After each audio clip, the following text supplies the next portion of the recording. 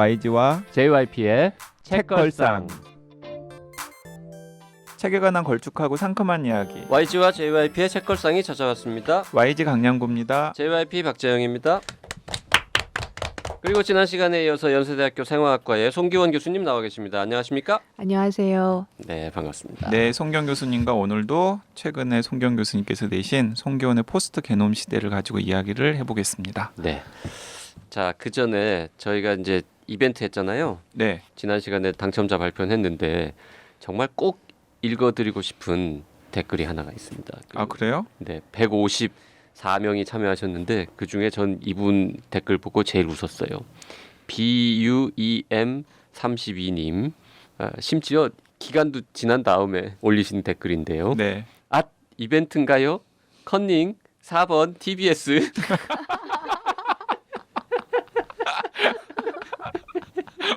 네. 아 그냥 웃음 주려고 일부러 올리셨나 보다. 일부러 그러셨으면 정말 훌륭하신 분입니다. 천재. 네. TBS. TBS.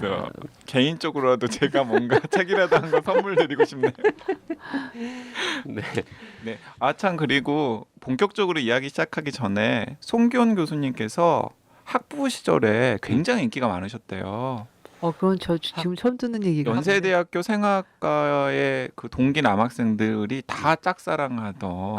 이건 아니요, 이건 사실 무근이에요. 제가 아니고 딴 친구랑 헷갈리신 것 같은데. 그 일단 매력적이시고 고맙습니다. 근데 미인이셨을 것. 그런 얘기를 듣기 이제 아니, 너무 직원들 시간이 많이 미인이시라고 해야지. 미인이셨을 틀렸어요. 것. 너무 솔직하신 것 같아요. 미인이셨을 것은 뭐예요? JYP님. 아니 그러니까 야 이거 앞에다가 대놓고 지금 게스트 모셔놓고 뭐 하는 거예요? 이해합니다. 지금 아니, 옛날에 아니. 저를 못 보셨으니까. 아니 그러니까 옛날에는 더 미인이셨을 것 같다. 이미 스승 못해. 아니 학부 때라고 얘기하시. 네. 아니 지금도 되게 매력적이시고 근사하시고요. 아니요. 수습용이란 걸 제가 이미 다. 그 추천서 쓰셨던 서울시립관장의 이종모 관장님이 학부 동기시잖아요. 근데 네. 이종모 관장님도 최근에 어떤 자리에서 음. 내가 그때 송기원을 참 좋아했어라고 고백했어요. 고백을 하더라고요. 그게 아니라 제 노트를 좋아한 거겠죠. 제 노트는 많은 사람들이 좋아했어요. 거의 모든 친구들이 제 노트를 공부를 했거든요. 그래서 제가 한번 제 노트가 도서관에서 도난된 적이 있었는데 시험을 바로 앞두고 정말 저희 과에 비상이 걸렸죠. 네, 그냥 본격적으로 이야기 시작하죠. 자, 합성 생물학은 뭔지 다시 되게 이제 어려운 얘기를 하려니까. 수업 시작하기 전에 어려운 얘기 하려면 교수님이 쓸데없는 농담하는데 되게 안 웃기죠. 그런 거라고 이해해 주시면 될 것 같습니다. 네, 이 송기원의 포스트 게놈 시대에 부제가 있어요. 부제가 생명과학 기술의 최전선, 합성 생물학, 크리스퍼 그리고 줄기세포 이렇게 되어 있는데요. 줄기세포야 뭐 정확하게 무엇인지는 몰라도 많이들 들어보셨을 텐데 위에 있는 합성 생물학이나 크리스퍼는 진짜 처음 들어보시는 분들도 많으실 것 같아요. 그러게요. 합성 생물학. 이거 뭔가 영어로는 어쩌고 바이올로지겠죠, 이것도? 예, synthetic biology. 네. 네, 그냥 콩글리시로 하면은 이제 신테틱. 네. 합성 생물학. 합성 생물학. 네. 뭐 하는 겁니까? 그러니까 벌써 합성이랑 생물학이 이게 어울리지 않는 두 단어잖아요. 그러게요. 그 생물은 뭔가 원래 있는 거잖아요. 예, 네. 자연적으로 있는 거고 합성은 인간이 만들었다는 건데 이게 두 개가 합쳐지는 게 되게 어색한 단어 조합인데요. 어떻게 네. 보면. 합성을 붙이면 무슨 합성 화학 물질 네. 뭐 이런데 오히려 좀 더 네, 어울릴 것 네, 같은. 네. 네, 근데 이게 그러니까 이제 저번 시간에 이어서 말씀을 드리자면 우리가 유전체 정보를 이제 쉽게 읽어낼 수 있게 되면서 뭐 세균 그 심지어 그 크랙 벤터라고 그러는 합성 생물학을 처음 시작했던 학자는 그 사람이 그 인간 유전체 프로젝트에 참여했던 사람이거든요. 근데 끝나자마자 전 5대양을 돌면서 그 바닷속 생물들을 막 채집을 해요. 그러면 돈이 많을 테니까 요트를 타고 이제 돌면서 채집을 해서 그 유전 정보를 막 읽기 시작하거든요. 콩글리시로 발음하면 크레이그 벤터라고 네, 하는 크레이그 학자죠. 벤터, 예, 예. 네네네. 그래서 이 유전체 정보가 굉장히 그리고 우리가 그 실험실에서 새로운 유전자를 찾아내고 그거를 그 논문을 쓰려면 그 유전자 정보를 다 유전자 뱅크에 다 등록을 하게 돼 있어요. 그러니까 유전자 정보 전 세계에서 연구하는 유전자 그 정보들이 다 뱅크에 모이게 되잖아요. 그러니까 유전자 정보가 엄청나게 많아지니까 두 그룹의 학자가 생기게 되는데 한 그룹은 공학하던 친구들이었어요. 근데 공학에서는 이제 유용한 거를 만들어내야 되는 거잖아요. 근데 이 유전자가 이렇게 많은데 유전자마다 기능을 우리가 정확하게 알면 얘네들을 우리가 원하는 기능을 가진 유전자끼리 조합을 해서 우리가 원하는 일을 하게 하는 생물체를 만들어낼 수 있지 않냐. 새로운. 새로운 것도 있고 있는 거를 변형시킬 수도 있고 하여튼 이 생물체를 합성 공장처럼 이용하자는 거죠. DNA를 소프트웨어로 사용을 마치 레고 블록을 조립하듯이 조립을 해서 로봇 같은 걸 만드는 것처럼. 그러면 GMO하고는 어떻게 연결되는 겁니까? GMO도 이제 그 GMO는 Genetically Modified Organism. 네. 근데 이제 우리가 GMO는 그때는 기술이 그거밖에 없어서 보통 GMO가 만들어지기 시작한 게 70년대 후반 80년대 주로 많이 만들어지기 오래됐군요. 시작했는데 네. 이 GMO는 그때는 그런 기술밖에 없어서 외부가에 있는 유전자 하나나 두 개를 우리가 원하는 유전자를 다른 생물체에서 이렇게 발현되게 하는 그런 수준이었어요.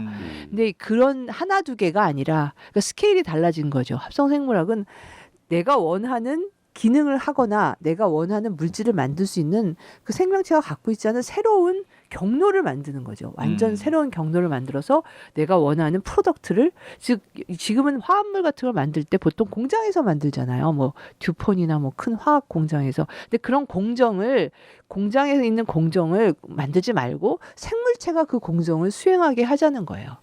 그래서 생물체를 공장처럼 이용을 하고 그 생물체에 그러면 소프트웨어를 넣어줘야 되잖아요. 어떤 명령에 따라서 우리가 DNA라는 소프트웨어를 우리가 짜가지고 우리가 원하는 기능을 수행하게 하는 생물체를 만들어서 생산 공장처럼 이용을 하자. 그 듀폰 방금 말씀하셨는데 책에 그 듀폰사에서 시도했던 사례도 굉장히 재밌던데 그거 소개해 주시면은 아마 청취자분들이 감이 딱 오실 것 같아요. 예, 보통 우리가 옷을 만들 때 옷은 주로 그 천연 뭐 동식물에서부터 오거나 요새 뭐 오리털 파카가 많이 유행인 것 같은데 오리털 그러니까 동식물에서 오거나 아니면 석유에서 오는 거거든요. 화학 물질. 그렇죠. 네네. 근데 이 석유나 동식물이 아니라 세균이 이 섬유를 만들 수 있는 물질을 세균이 합성하게끔 만들어낸 그런 세균을 새로 디자인해서 만든 거죠. 그 실을 잡는 실을 세균을 만드는 거예요. 그 실의 성분이 이런 되는 거예요. 성분을. 그러면 누에 고치는 우리 비단 명주실을 만드는데 나일론을 만들어내는 어떤 생명체를 만들어낸다. 뭐 이런 개념입니까? 그러면 이게 나일론이 아니지만 유사하게 섬유를 만들 수 있는 세균을 디자인을 해서 이 세균이 이 물질을 엄청나게 만들면 거기서부터 그 물질을 뽑아내서 실을 짜는 거죠. 그렇게 해서 실제 그 섬유가 나왔어요. 소노만가. 2009년에 듀폰이라는 미국의 기업이 소로나라고 하는 섬유를 만들었는데요. 이게 되게 좋대요. 얼룩도 잘 지지가 않고 굉장히 좋다 그러고. 그러면 이제 그 거위털 뭐 오리털 파카 이런 거 한 마리래 하나 만들려면은 뭐 거위를 20마리 잡아야 된다 뭐 이런 얘기 하는데 그럼 거위 안 잡고도 그렇죠. 비슷한 기능을 가진 거를 뭔가 그런 생물체를 우리가 디자인해서 만들어서 특히 세균 같은 거는 잘 자라잖아요. 쉽게 비용도 많이 안 들고 그러면 엄청나게 많은 양을 금방 길러가지고 거기서부터 뽑아내는 거죠. 그러면 그 소로나라고 하는 실을 만들 수 있는 물질을 세균이나 효모 같은 것들이 막 만들도록 조작을 해가지고 하는 거예요. 그런 거가 이제 합성생물학의 어떤 한 부분이고. 그러니까 그게 합성생물학이 사실은 굉장히 중요하다고 생각이 되는 게 인류가 직면하고 있는 여러 가지 문제점이 있잖아요. 예를 들어서 오염이라든지 그러니까 오염 문제, 뭐 쓰레기 문제, 뭐 이런 것들, 식량 문제 이런 것들을 해결할 좋은 방법이 없잖아요. 근데 그거를 이런 합성생물학적인 방법을 써서 해결할 수 있지 않을까 하고 생각을 하는 거죠. 그래서 예를 들자면 우리나라도 태안 앞바다에 그때 그 유조선이 기름 흘려갖고 굉장히 치우느라고 힘들었었잖아요. 그렇죠.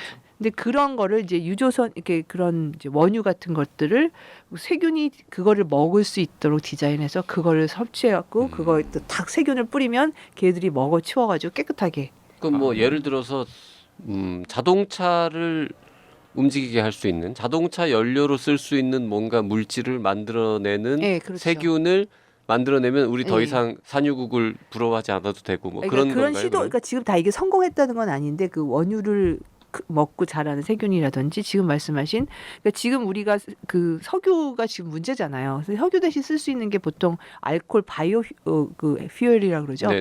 바이오 바이오 에너지, 연료. 바이오 연료를 어디서 뽑냐면 지금 식량이 되는 옥수수. 옥수수에서 뽑잖아요. 그렇죠. 네. 옥수수 가격이 또 폭등하고 뭐 아프리카 기아 문제가 되고 그런데 그거를 우리가 그냥 식물에서 쓸 수 없는 부분이 있잖아요. 예를 들어서 뭐 나무 줄기라든지 뭐 집단이라든지 그런 것에서부터 그 알코올을 만들 수 있는 그런 새로운 경로를 우리가 만들어내면 그렇게 할 수 있는 세균을 만들어내면 그런 지금 쓰지 못하고 버리는 것부터 바이오 연료를 만들어낼 수 있겠다. 이런 식의 아이디어를 갖고 있는 거죠. 그러니까 굉장히 유용한 화학 합성을 할 수 있는 그러니까 그 귀한 옥수수로 알코올 만들지 말고 옥수수는 팝콘 만들어서 우리가 먹고 잎사귀 옥수수 그 버리는 예, 줄기 뭐 이파리 껍데기 수염 이런 이런 거. 거 모아가지고 만들면 네. 더 좋지 않겠느냐. 예, 네. 그런데 그 크레이그 벤터 같은 경우에는 아예 그냥 세상에 존재하지 않았지만은 생명체처럼 보이는 걸 만들었다고 발표를 했었던 기억도 나는데 생명체를 만드는 거는 아니고 사실 아직까지 생명체는 인간이 만들 수는 없지만 있는 생명체가 가지고 있는 원래 갖고 있던 자기 유전 정보가 있잖아요. 네. 그거를 빼내고 인위적으로 실험실에서 합성한 정보를 만들어서 그거를 안에다 넣어주고 이 원래 갖고 있던 걸 빼낸 거죠. 그런데도 아무 문제 없이 이 세균이 생명체로서의 기능을 하는 거를 보인 거예요. 사는데도 문제가 없고 분열하는데도 문제가 없고. 그 생명체라는 게 이제 뭐 쥐나 이런 레벨은 아니고 아니죠. 아직 세포 아직- 레벨이지만 그러니까 세균. 원래 그 세균이 갖고 있는 유전 정보를 전부 다 빼낸 다음에 완전히 실험실에서 새로 만든 정보를 인위적으로 합성해서 만든 다 거. 집어넣었는데도 세포가 잘 산다고요. 작동이 하더라. 와 신기하다. 네. 그러니까 저는 그걸 보고 약간 진짜 신의 영역에 도전한다라는 그런 그 수식어가 그냥 수식어가 아니라 실제로 하고 있다라는 느낌이 들더라고요. 사실 생명하는 사람들, 공부하는 사람들이 가장 관심이 있는 거는 우리가 아직 그 부분에 대해서는 정말 알지 못하고 있는 부분이 어떻게 물질에서부터 지구의 역사에서 생명이 생겨났는 거잖아요. 그렇죠. 그러니까 물질에서 생명, 그 굉장히 극심한 그 변화가 있는 그 부분을 우리가 이해를 못하고 있는데 이런 시도들을 하면서 그 부분을 우리가 알아낼 수 있지 않을까라는 생각을 하는 거고 심지어는 우리가 DNA가 유전 물질이라고 말씀을 드렸잖아요. 근데 DNA 말고 다른 화합 물질을 넣어서 유전 정보로 작동이 될 수 있을까? 이런 시도를 하고 있는 사람들도 있어요. 그러니까 생명체라는 거가 도대체 어떻게 처음에 발생할 수 있었던가를 이해하고 싶은 과학자 부류인 거죠. 아까 뭐 섬유를 만들고 이런 거는 응용하고 싶은 사람들이 하는 합성생물학이라면 어떻게 생명체라는 게 작동할까? 아니면 요새 또 최근에 시작하고자 하는 게 이 유전체 우리가 기존에 했던 거 휴먼 인간 유전체 프로젝트를 보통 그 사람들이 읽는 프로젝트라고 하고 쓰기 프로젝트를 하고 싶다 이렇게 발표를 했거든요. 쓴다는 건 뭐냐면 우리가 이제 합성해갖고 만들어가지고 작동하는가를 보겠다는 건데 그런 실험을 하는 이유는 아까 말씀드린 것처럼 지난 시간에 말씀드렸나요? 그 작동 방식을 아직 모르니까 이 유전체가 이 DNA 전체가 어떻게 작동하는지 알려면 우리가 인위적으로 만들어가면서 얘가 작동하나 안 하나 어떻게 하니까 작동하고 어떻게 하니까 작동이 안 되나 이런 것들을 알아내고 싶다는 거죠. 그런데 한편으로는 좀 걱정도 되는 게요.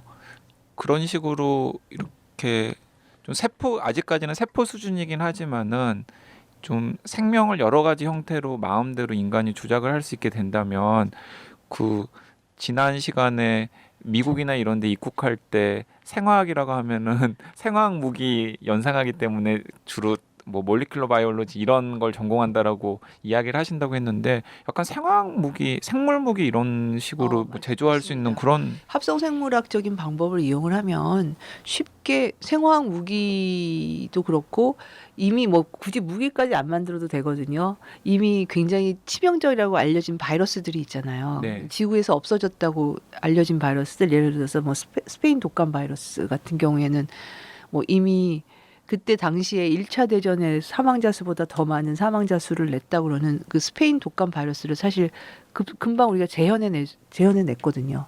그러니까 그 책에 나오던데요. 예, 예, 그거 참 예. 무시무시한 이야기더라고요. 네. 그런 식으로 바이러스를 아주 쉽게 변형시키거나 없어진 것들을 다시 지난 몇 달 전에 굉장히 쇼킹한 논문이 있었는데 학부 학생들 2명인가 3명이 여름방학 동안에 미국에서 천연두 바이러스가 없어졌거든요. 근데 이 천연두 바이러스를 다시 만들어낸 거예요. 합성생물학적인 방법으로. 별로 어렵지 않아요. 시퀀스만 알면. 그래서 걔네들이 만들어가지고 그걸 이제 그 학부 학생들인데 미국의 대학생들인데 걔네들이 그걸 논문을 냈어요. 우리가 천연두 바이러스를 이렇게 해서 다시 만들었어요. 이렇게. 그 바이러스 퍼지면 어떡해요? 그러니까 그런 데가 이제 그런 부분에 위험성이 있다는 거죠.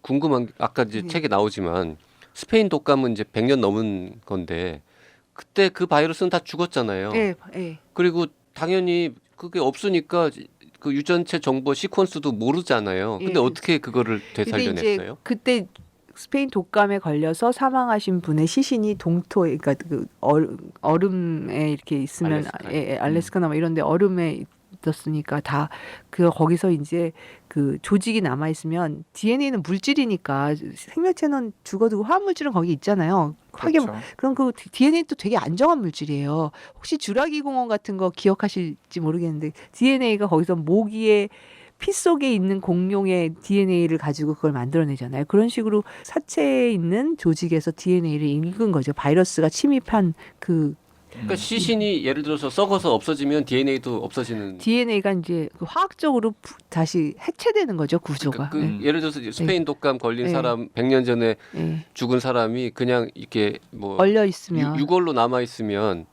완전히 썩었으면은 그럼 조직을 못 하는데 이제 이게 저기 호박에 갇혀 있던 그 모기 물처럼. 피처럼 아니면 얼어 있으니까. 얼음 속에 얼려 있으니까. 얼어 있었으니까 살려낼 수 있었다는 거죠. 우리 실험실에서 세포 얼렸다 녹였다 많이 하거든요. 얼려서 보관했다가 녹이면 다시 살려서 그러면 그 키우거든요. 스페인 독감 바이러스를 지금 누가 갖고 있어요? 그러면? 아니 그거는 뭐 그 나쁜 의도로 한 게 아니라 그 조류 독감이 이제 몇 년 전에 굉장히 유행했었잖아요. 네, 그래서 스페인 독감이 그 본질을 따져 보니까 조류 조류 독감이라서 독감이었다라는 걸 이제 확인을 한 거죠. 이제 어떻게 우리가 이 바이러스를 잘 이해를 해야지 앞으로 이런 또 다른 조류 독감이 왔을 때 방어를 할 수 있으니까 그걸 연구하기 위해서 이제 그걸 다시 재생을 시킨 거지만 이런 식의 연구가 사실은 가능하다는 거죠. 쉽게. 그 옥자라는 영화 있었잖아요. 네. 슈퍼돼지 만드는 거. 예. 그것도 합성 생물학하고 연결이 됩니까? 그 합성생물학이라고 이게 합성생물학의 일종인데 유전체 편집이라고 우리가 키워드 뽑았을 때 나왔잖아요. 유전체를 편집하면 가능한 거죠. 그러니까 뭐 그렇게 그 몇 년 전에 아마 서울대 김진수 교수님 연구실에서 연변대학이랑 같이 슈퍼돼지 만들었었거든요. 네. 그 돼지의 근육이 우리 몸에는 항상 이 항상성이 유지되게 되어 있어서 어떤 기능을 하는 게 있으면 기능을 없애는 게 있거든요. 예를 들어서 근육도 만드는 단백질이 있으면 근육을 없애는 단백질이 있어서 여러분들 운동 열심히 하시면 근육이 생기다가 또 안 하고 한 뭐 몇 달 놀리면 다 없어지잖아요. 그런데 그 근육을 없애는 단백질에 해당하는 유전자를 없앤 거예요. 유전체에서. 그러니까 이 돼지는 근육을 만들 수만 있고 없앨 수는 없으니까 근육이 뭐 엄청나게 식스팩 돼지가 된 거죠. 그러면 그 돼지는 단백질만 있는 거예요? 아니 근육이 되게 많은 거죠. 근육이 되게 많은 거예요? 되게 다른 돼지보다 엄청 근육질인 거죠. 뭐 그게 맛이 더 좋을지 없을지는 제가 잘 모르겠지만 그 옥자는 비슷한 거죠. 영화에서 맛도 되게 좋은 걸로 나오는데 슈퍼돼지. 예. 그 봉준호 감독이 옥자 그 영화 구상한 거랑 그 슈퍼돼지를 아마 비슷한 만들어진 시기였던 거랑 것 같아요. 제가 알기에는. 오. 네. 그러니까 아마 그 봉준호 감독이 여기저기 촉을 세우고 있으면서 영화의 소재를 좀 그런 데서 가져온 게 아닐까 싶은데 자연스럽게 이 책 표지에 보면 합성생물학 다음에 크리스퍼라고 하는 게 있는데 그 김진수 교수가 돼지에서 이제 근육을 해체하는 유전자를 잘라냈다고 그랬잖아요. 그 잘라내는 기술이 바로 크리스퍼인 거죠. 예. 유전자 가위인데 유전자를 잘라낸다 하면 DNA를 자르는 거잖아요. 결국은 네. 그 유전자가 DNA로 되었으니까 화합물질. 근데 DNA를 자르는 가위들이 그 전에도 있어 왔어요. 그래서 그걸 이용을 해서 우리가 아까 뭐 GMO 말씀하셨는데 특별히 우리가 관심 있는 유전자를 잘라내서 그거를 다시 그거를 운반할 수 있는데 넣어서 다시 세포 안으로 주입을 해서 그런 GMO를 만들 수가 있었는데. 그러고 보면 GMO를 만드는 것도 사실 유전자 가위였었네요. 그건데 그때는 이제 제한 효소라는 그 시퀀스, 그러니까 그 염기서열 아까 우리 ATGC를 배웠는데 이걸 한 4개에서 6개 정도 인식할 수 있는 가위가 그걸 자르니까 그 유전자 우리가 원하는 유전자를 그 부분을 안 자르고 그 옆에만 자르는 가위들을 이용을 해서 이제 그런 걸 할 수가 있었는데 이런 가위들은 유전체는 DNA가 굉장히 길잖아요. 아까 우리 공부했었잖아요. 근데 거기다 갖다 네. 대면은 아무데나 그런 비슷한 시퀀스가 여러 개 나올 거 아니에요. 맞아요. 수학 30억 개가 있는데 그게 알파벳 4개가 쭉 연결되어 그러니까 그럼 4 있으니까 곱하기 4 곱하기 4 곱하기 4의 그러니까 확률이잖아요. 4개밖에 없으니까 ATGC가 그러면 4의 4승분의 1번마다 매번 그 시퀀스가 계산했을 때 그런 확률이 있잖아요. 그러니까 여러 군데를 자르니까 그런 가위들은 유전체에 갖다 댈 수는 없는 가위잖아요. 그러니까 예를 들어서 ATGC 4개의 알파벳이 랜덤으로 30억 개가 쫙 연결되어 있는데 어떤 그 유전체 가위가 가위 역할을 하는 특정한 게 기능이 예, 가령 T가 5개만 반복되면은 자른다. 예, 예를 들어서 라고 기능을 갖고 있으면 그 확률이 랜덤으로 T T가 5개가 나올 여기저기 나올 확률이- 수 있다는 예, 예. 거죠. 그렇죠. 그러면 그리고 그런 걸 우리 몸속에 집어넣으면 우리 몸이 만신창이가 되는 그러니까 거죠. 세포 안에 집어넣으면 세포에 넣으면 유전체가 만신창이가 만신창이 되는 거죠. 되는 거죠. 여기저기 막 자를 그러니까. 테니까. 그러니까 그거는 유전체에 적용할 수 없고 그냥 유전자 원하는 부분만 잘라내서 그 부분만 우리가 어떻게 하는데 사용을 할 수 있는 가위가 있었는데 그러니까 굉장히 제한적인 가위였군요. 그러면 예. 만약에 유전자 가위가 기능이 더 좋으려면 되게 긴 아까 뭐 4개 5개가 아니라 긴 긴 거를 암호를 딱 받았을 때 고기만 딱 자르는 가위가 예. 좋은 가위겠네요. 예, 맞습니다. 명석하시네요. 예. 그런 책을 가위 읽었으니까요. 예. 책에 나오잖아요. 그 긴 가위를 그러니까 사실 되게 찾고 싶어 했죠. 그러니까 이 생명과학 하는 사람들이 인류가 찾고 싶어 했는데 그거를 이제 막 시도를 막 해요. 그래서 뭐 인위적으로 만들기도 하고 막 그런 시도를 하는데 더 긴 DNA 염기서열을 인식하는 거를 그러다가 그거를 2013년에 우리가 찾아내게 돼요. 그 가위가 새로이 얘기하는 그 크리스퍼라는 가위예요. 얘는 21개를 인지를 해요. 21개. 21개. 예.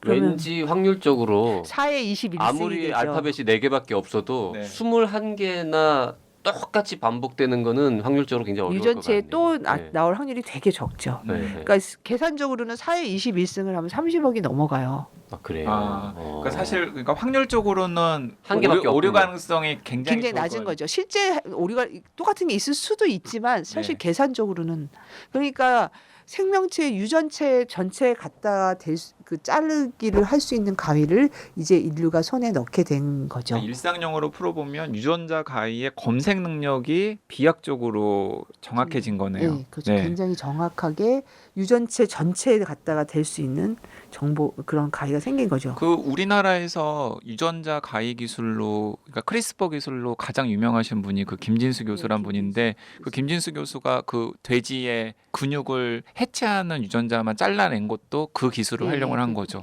그때는 그 바로 전 단계, 그러니까 크리스퍼가 아니라 그 전 단계에 조금 효율적이지 않지만 그래도 유전체를 자를 수 있는 가위 탈렌이라는 게 만들어졌거든요. 탈렌? 2010년 경에 그걸 사용을 했는데 이제 그 후에 굉장히 효율적인 가위가 더 효율적인 크리스퍼라는 게 나오니까 앞으로 이 가위를 사용하겠다 이렇게 얘기를 했었어요. 그럼 유전자를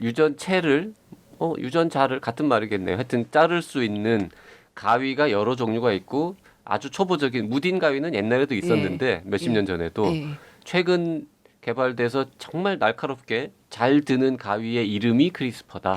그렇게 생각. 크리스퍼를 가지고 이렇게 여기저기 자르고 이어붙이고 하는 그 과정을 유전자 편집이라고 하는 거고 유전자 편집을 열심히 유전체 하면은 편집. 유전체 편집을 하면은 과거에는 없었던 이상한 기능 모양을 가진 생물을 만들어낼 수도 있고 심지어 아예 존재하지 않았던 새로운 생명체도 만들어낼 수 있고 그런 것들을 통칭해서 합성 생물학이라고 한다. 뭐 이렇게 정리가 되는 겁니까? 좀 너무 단순화시킨 거예요. 근데 유전체 편집을 해서 사실 없었던 생물체를 만들진 않죠. 이미 있는 유전체를 가지고 우리가 원하는 성격을 가진 유전체로 변화를 시킬 수가 있는 생명체로 변화를 다시 시킬 수 쓰는 게 아니라 이미 있는 유전체를 자르고 뭐 아니면 원하는 걸 붙이고 뭐 이렇게 할 수 있는 근데 거죠. 아까 그 시퀀스만 알면 천연두 바이러스도 쉽게 만들어낼 수 있다고 했잖아요. 그때는 그러면 가위는 안 쓰이는 그때는 겁니까? 사실 가위는 또 그 가위가 유전체에 갖다 대지 않고 그 바이러스는 사실 유전 정보가 조금이에요. 그래서 그 유전 정보만 알면 그 유전 또 하나의 기술이 제가 얘기를 안 하고 넘어갔는데 굉장히 좋은 질문이신데요. 유전체를 읽는 정보도 중요한데 그거를 합성을 하려면 만들 수 있어야 되잖아요. 우리가 실험실 밖에서 그 ATGC를 막 붙여서 우리가 원하는 대로 붙여서 길게 만들 수 있어야 되잖아요. 네. 근데 그것도 굉장히 정확해졌고 값이 싸졌어요. 그래서 이제 그 바이러스 시퀀스를 보면 우리가 시퀀스를 이렇게 만들어서 바이러스 유전 정보를 따라서 만들어 가지고 그걸 살아있는 세포에 넣어주면 바이러스는 살아있는 세포를 호스트를 숙주로 하니까 거기에 넣어주면 얘가 거기서 복제를 해갖고 만들어요. 그러니까 30억 쌍이 되는 사람의 유전체를 전부 다 꽤 맞추는 것은 아직까지는 불가능하지만 그보다 훨씬 더 적은 그 염기쌍을 가지고 있는 바이러스 정도는 실험실 수준에서도 쉽게 이렇게 합성해서 꽤 맞춰가지고 합성을 해서 뭐 숙주에다가 집어넣을 수 있다라는 거죠.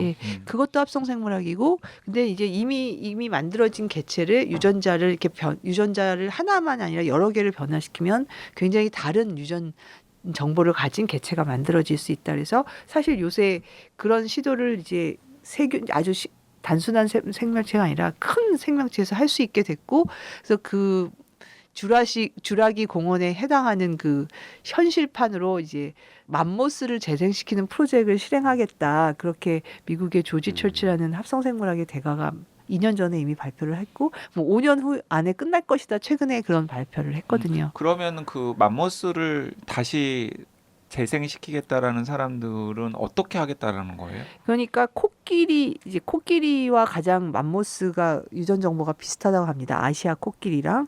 그래서 아시아 코끼리의 유전체를 가지고 그다음에 맘모스의 유전 정보를 읽어서 동토에 매장되어 있는 맘모스의 시신이나 거기에 조직에서 유전 정보를 읽은 후에 그 아시아 코끼리가 갖고 있는 유전체를 맘모스와 다른 부분들을 맘모스 합성을 해서 맘모스 걸로 대체를 계속 하겠다는 거죠.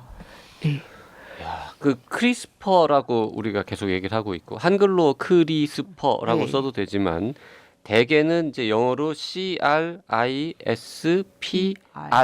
이렇게 PER이면 더 좋을 것 같은데 네. PR이라고 쓰는데 이 크리스퍼라는 이름은 왜 이런 이름이 붙은 겁니까? 저는 처음에는 크리스퍼가 무슨 사람 이름인 줄 알았어요. 뭐 크리스토퍼 이런 것처럼. 그러니까 뭐 발견한 사람 이름인 줄 알았는데 네. 그러면 당연히 크리스퍼니까 ER이어야 되잖아요. 그렇지. PR로 끝나지. PR로 끝나고 다 대문자로 쓰니까 이건 뭔가 뭐 약자구나라고 생각을 했죠. 네. 이거 원래 무엇의 약자입니까 이거는? 그러니까 이게 clustered regular interspaced short palindromic repeat라고 그러는 긴 얘기인데 이게 이제 너무 영어로 이렇게 계속 그 첫자를 딴 건데 이게 뭐냐면 그 어떤 특정한 시퀀스가 계속 일정하게 반복되는 게 모여 있는 클러스터 되어 있는 부분인데 그 사이에 그 이 반복되는 부분이 이 회문 구조라 그래서 DNA가 이렇게 서로 페어링 될 수 있는 부분이 중간중간 껴들어가서 그런 부분이 듬성듬성 껴들어간 그런 뭉태기의 시퀀스 부분 유전자가 있다. 그 얘기예요. 그 유전자 이름인 거예요. 아니 그 예를 들어서 회문 구조의 어떤 부분이 뭉태기로 있으면 그 구조가 그걸 계속 다 크리스퍼라고 하는 건 아닐 거 아니에요? 아니 그 부분이 그렇게 그 회문 구조가 다는 아니죠. 회문 구조를 갖고 있는 건 많은데 이 유전자가 되게 특이하게 이 회문 구조가 계속 반복되는 그리고 네. 그 중간에 또 모르는 시퀀스가 있고 계속 일정하게 레귤라이라고 돼 있잖아요. 네. 일정하게 반복되는 그런 시퀀스를 가진 특이한 시퀀스를 가진 유전자가 세균에 있더라. 근데 그 유전자가 가위 역할을 한다라는 걸 근데 알게 된 그때는 건가요? 몰랐고 그냥 되게 이상하게 시퀀스가 반복되는 이상한 부분이 있다.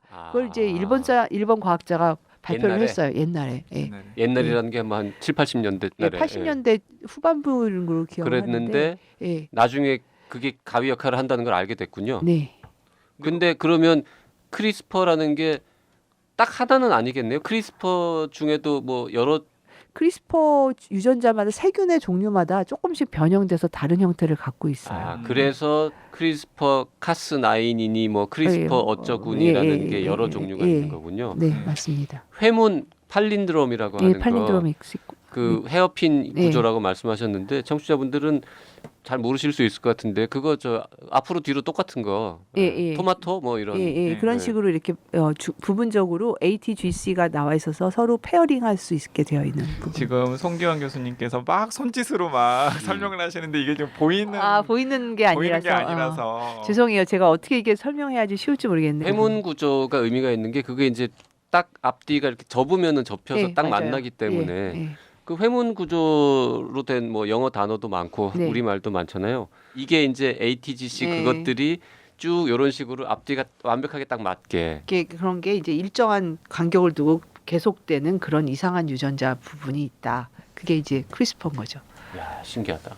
근데 어쨌든 그 크리스퍼 중에서 이제 특히 카스9이라고 하는 그게 아주 네. 성능이 좋은 가위인가 봐요. 그러니까 크리스퍼라는 거는 그 유전자의 세균은 한꺼번에 유전자가 여러 개가 들어 있거든요. 그래서 그 유전자 그 부분에 카스9 바로 옆에 카스9 가위도 카스9이 가위예요. 직접 자르는 거 DNA를 자르는 건 카스9이거든요. 그리고 이제 앞에 그 알고 봤더니 이제 이게 요구르트 회사에서 처음 알려진 건데 덴마크 요구르트 회사죠. 데니스코라는 요구르트 회사에 요구르트 회사면은 유산균을 키워야 되잖아요. 네.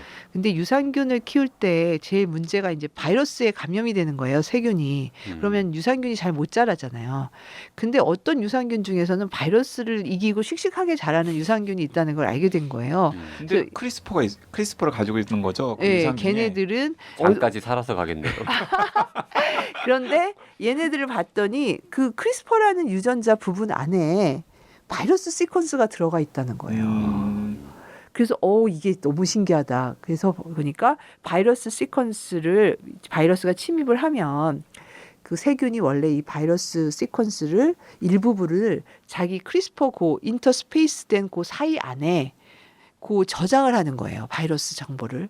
그랬다 똑같은 바이러스가 다음에 또 오면 이 유전자를 발현시켜서 그 시퀀스를 저장해 놨으니까 그거랑 딱 매치가 될 거 아니에요. 그 바이러스 시퀀스가. 그러면 그게 매치되면 그 카스9이 이 바이러스 그 DNA를 싹둑 야, 잘라서 그 항원 항체 면역 반응이랑 똑같은 거군요. 면역 반응이 그러니까 일종의 유산균의 자기 방어 시스템. 자기 방어 시스템인 그러니까 거죠. 그 유전자 가위를 활용한. 그래서 그 유전자 가위가 노벨상을 받을지도 모른다 이런 이야기 있잖아요. 그리고 노벨상 받으면 지금 막 연구 열심히 하시는 분들뿐만 아니라 그 데니스코의 그 연구원들도 그분들이 받을 사실은 가능성이 있겠네요. 더 높죠. 왜냐하면 처음으로 이게 세균의 면역 반응이랑 노벨상을 받으려면 응용이 많이 된다고 노벨상을 받는 게 아니라 최초의 새로운 발견을 한 분이 받는 거거든요. 그러면 그분들이 제일 처음으로 이게 세균의 면역 시스템을 밝힌 거고 이 세균의 면역 시스템이 이제 응용할 수 있다는 건 그 후에 알게 된 거죠. 야, 맛있는 요구르트 만들려고 애쓰다가 노벨상 받을 수도 있겠군요. 아니 그러니까 되게 이것도 신기한 건데 그 80년대 후반에 일본의 과학자가 이런 회문 구조를 가지고 있는 이상한 유전자가 있다라는 건 자연계 곳곳에 있다라는 걸 알았는데 그게 도대체 무슨 기능을 하는지는 몰랐는데 그게 무슨 기능을 하는지를 그 야쿠르트 회사 다니는 연구원들이 밝혀낸 거죠. 유산균 연구하다가 우연히 밝혀냈고 그걸 이제 뭐 우리나라의 김진수 교수 같은 분들이 막 응용을 해가지고 여러 유전체에 아주 효율적으로 작용할 수 있다는 것이 사실 그 후에 이게 어려운 방법이 아니거든요. 그 다음에 이제 발견된 거는 바이러스가 아니라 아무거나 그럼 우리가 이 유전자 사이에 넣어주면 얘를 가서 자를 것인가 이게 중요한 이슈잖아요. 그렇죠. 근데 이거를 이제 그 버클리의 그 두드나라는 사이언티스트와 카펜티어라는 여자 사이언티스트 둘이서 연구를 해서 이걸 밝힌 거예요. 그거 바이러스 시퀀스가 아니래도 아무거나 21개짜리만 맞춰서 거기 안에 넣어주면 그거를 가서 자르더라. 그러니까 바이러스 아니라도 아무 시퀀스나 21개 시퀀스만 맞으면 된다. 크리스퍼의 작동 원리에 대한 더 자세한 얘기는 책을 사서 읽으시면서 공부하셔야 될 것 같고 저기 좀 눈치 빠르신 분들은 이 얘기만 듣고서도 감 확 오셨을 것 같아요. 아 그런 거구나라고. 재밌잖아요. 그러게요. 네. 뭐 시간이 많이 없긴 한데 이제 그러면 지금까지 막 신기한 얘기 많이 했단 말이죠. 그러면은 이런 게 점점 더 발전하면은 정말 세상이 막 유토피아가 되느냐. 막 연료 걱정도 없어지고 식량 걱정도 없어지고 심지어 오늘 얘긴 다 못했습니다마는 맞춤 치료 이런 거 해가지고는 웬만한 병도 다 고치고 막 이렇게 될 수 있느냐. 그리고 슈퍼돼지가 아니라 우리는 뭐 양도 중요하지만 맛도 중요하니까 막 정말 막 맛있는 소 돼지 고기를 더 싸게 막 참치 대뱃살 막 거의 막 공짜로 먹을 수 있게 되느냐 혹은 그렇게 안 되고 뭔가 다른 심각한 문제가 생길 가능성은 없느냐 뭐 이런 얘기를 좀 해보죠. 어떻게 보세요? 그러니까 과학이라는 것은 그냥 저는 사실을 말씀드리는 거고 어떻게 쓰냐의 문제는 과학자의 손에 있지 않은 것 같아요. 그러니까 이거를 어떻게 쓸 것이냐 그거는 이제 쓰는 사람들이 결정해야 될 문제고 어떤 이제 주로 사회에서 원하는 요구가 있으면 그런 연구를 하는 방향으로 옳게 쓰일 수도 있는 거고 잘못 쓰일 수도 있는 거고 또 그런 위험성은 항상 어떤 기술이건 기술이 발전을 하면 아니면 과학이 발전하면 그 이면에 항상 있는 거고 그러기 때문에 사실은 제가 이제 이런 책을 쓴 이유도 되는데 정확하게 알아야지 어떤 위험성이 같이 내포되어 있는지를 이해를 할 수 있을 것 같아요. 그런 면에서 사실은 이해를 해야 되는 거죠. 이게 무슨 엄청 신기한 기술이다 뭐 이럴 수도 있다 저럴 수도 있다 뭐 이렇게도 할 수 있나 저렇게도 할 수 있나 그것보다 그래서 우리가 정말 무엇을 할 수 있고 무엇은 하지 말아야 되는가 그런 것에 대해서 논의를 할 필요가 있다고 생각을 하는 거죠. 그 일부러 말씀 안 하신 것 같기도 한데 이 책에 보면은 이제 이게 잘못 사용되었을 때 벌어질 수 있는 나쁜 일들에 대해서도 많이 서술이 되어 있고 이런 일들이 벌어지지 않기 위해서 개별 연구자 혹은 뭐 국제사회는 무엇을 해야 되는가 뭐 이런 것들도 자세하게 기록을 해놓으셨는데 이 연구자 전문가로서 걱정되실 것 같아요. 이러다가 진짜 좋은 기술인데 엉뚱하게 뭐 우리 원자폭탄 이런 쪽으로 가듯이. 네, 저는 이제 뭐 직접 제가 이걸 만들어낸 사람은 아니니까 염려가 되죠. 생명과학을 공부한 사람으로서 염려가 되고 사실은 이게 과학자들한테는 그 무엇보다도 좋은 연구 툴이에요. 좋은 도구예요. 왜냐하면 저희가 아까 그 유전자가 뭐 1% 정도로 유전체에 있다 그랬는데 그 중에서 우리가 정확하게 기능을 아는 게 사실은 한 20%좀 넘게 밖에 몰라요. 나머지는 기능을 모르는데 기능을 알려면 어떻게 하면 되냐면 일단은 세포에서 기능 하나씩 빼보면 되거든요. 유전자를. 그런 식으로 해서 생명 현상을 연구하는 데는 더없이 좋은 방법, 새로운 유전자 방법. 가해를 이용해서 내가 관심 있는 부분을 빼보면 아니면 스위치를 빼보거나 무슨 일이 일어나지 하면 굉장히 좋은 방법이 되는 거거든요. 그래서 연구하는데 좋은 툴이고 그런 면에서 이제 뭐 연구를 그리고 또 이게 어렵지 않아요. 그렇게 적용하기가. 그런데 이거를 어떤 식으로 어떻게 적용할 거냐의 문제는 사실 과학자의 문제라기보다는 모든 사람이 함께 고민해야 되는 문제라고 저는 생각이 들어요.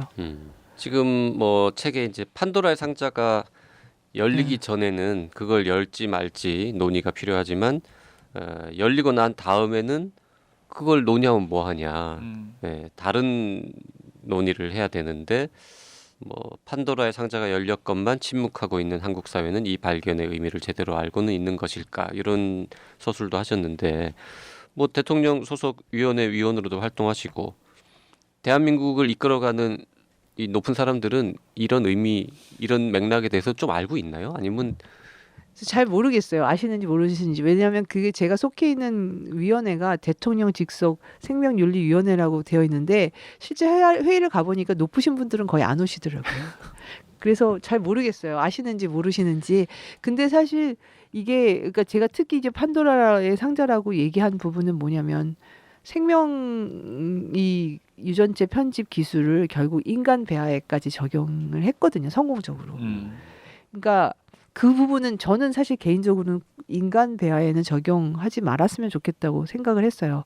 그리고 아까 책임을 물어보셨는데 두두나 같은 사람이 뉴욕타임즈랑 인터뷰한 기사를 보면은 자기가 사실 악몽을 되게 많이 꾼대요. 그리고 자기가 이걸 괜히 발견을 해서 정말 자기가 인류에 좋은 일을 한 건가? 굳이 이 기술이 없었으면 괴로움을 당하지 않았을 생명체한테 너무 많은 괴로움을 주는 게 아닌가? 정말 자기가 프랑켄슈타인이 된 것 같은 그런 악몽을 막 꾼다고 하더라고요. 그 괴물을 만든 그 메리 셸리의 소설 속 프랑켄슈타인 박사. 그러니까 본인 근데 이제 저도 과학자로서 사실 그런 게 염려가 되는 거고 근데 인간 배아에 적용이 하여튼 기술적으로 성공적으로 되었다고 논문에 보도가 됐거든요 작년에 그러면 이제 이게 기술적으로는 다 가능하다는 얘기가 되는 거고 그러니까 우리가 근데 뭐 그럼 뭐 우리는 이거 겁나니까 하지 말자라고 다 닫아버리면 되는 게 아니라 이게 과학은 국경을 넘는 거거든요. 그렇죠. 그러니까 우리나라에서 어떻게 하자 하고 한다고 해도 큰 실효를 거두기가 어려우니까 어떻게 가지고 가는 게 이 기술이나 과학의 발견들을 어떻게 갖고 가고 어떤 논의를 거쳐서 이거를 어떤 식으로 우리가 규제를 해야 되는지 아니면 뭐 어디까지 풀어야 되는 건지 그런 것에 대해서 이제 많이 고민을 하고 서로 논의하고 그런 과정이 필요하다는 거죠. 이 책이 많이 팔릴수록 한국 사회가 더 현명한 선택을 할 수 있을 것 같습니다. 아 고맙습니다. 대통령부터 좀 읽으셔야 될 것 같습니다. 그 책을 먼저 읽은 독자로서 말씀을 드리자면 사실 송기원 교수님께서 이 책을 쓰신 가장 중요한 이유 중에 하나가 뭐 방금 저희가 그냥 재미있게 살펴본 합성 생물학이나 뭐 유전자 가위 크리스퍼의 개념이라던가 아니면 응용 가능성 같은 것들을 알리는 차원도 있지만은 그런 것들이 무엇인지를 정확하게 알고 그것이 사회랑 도대체 어떻게 접점을 형성하고 우리가 고민하고 생각을 해야 되는지를 좀 촉구하는 그런 의미도 있었던 것 같습니다. 네. 네. 왠지 그 풀브라이트 재단이 아주 뿌듯해할 것 같습니다. 거기서 장학금 줘가지고 사이언스 커뮤니케이션 공부하고 오셨고. 네. 자, 우리 YG 덕분에 그리고 송기원 교수님 덕택에 포스트 게놈 시대, 크리스퍼, 합성 생물학 그리고 그런 기술의 발전에 수반되는 여러 가지 사회적인, 윤리적인, 법적인 문제들까지 살펴볼 수 있는 좋은 독서를 저는 했습니다. 네. 그리고 별로 어렵지 않아요. 한 10% 정도 굉장히 어렵고 이게 뭔 소리지 이해가 안 가는 페이지가 있습니다만 90% 정도는 뭐 네, 보통 쭉 시민들이면 다 볼 수 있는 네. 내용. 그리고 사례들도 굉장히 많이 있기 때문에 약간 뭐 혹시 도전하시는 분들이 계시다면 애청자분들 중에서 이해가 안 되는 부분들은 그냥 건너뛰셔도 전혀 무방하고요. 아, 이런 사례들이 있구나. 과학자들이 이런 연구를 진행하고 있고 이런 것들이 우리의 삶에 이런 영향을 줄 수 있구나 정도를 환기하는 차원에서라도 충분하다고 생각합니다. 네, 과학책 좋아하시는 분들을 위해서 한 말씀 더 드리면 정재승의 과학 콘서트보다는 어렵습니다. 하지만 김상욱의 양자 공부보다는 쉽다는 거. 아 김세호 선생님 책은 저도 어려웠어요. 그리고 또 이 송기영 교수님께서 책 뒤에 더 읽을 책들을 또 목록을 또 몇 권 추천을 해 주셨어요. 그래서 송기원의 포스트 게놈 시대를 읽고서 아 이런 부분은 좀 더 공부를 해보고 싶은 독자가 있다면은 그 송기원 교수님께서 참고한 국내외 여러 책들이 뒤에 또 소개가 되어 있으니까 그런 것들을 살펴보셔도 굉장히 유용할 것 같습니다. 네, 송기현 교수님 바쁘신데 네, 긴 시간 재밌는 설명 감사합니다. 네, 만나뵙게 되어서 반갑습니다. 네, 고맙습니다. 고생 많으셨습니다. 책걸상은 다음 시간에 다시 돌아오겠습니다. 고맙습니다. 네, 감사합니다.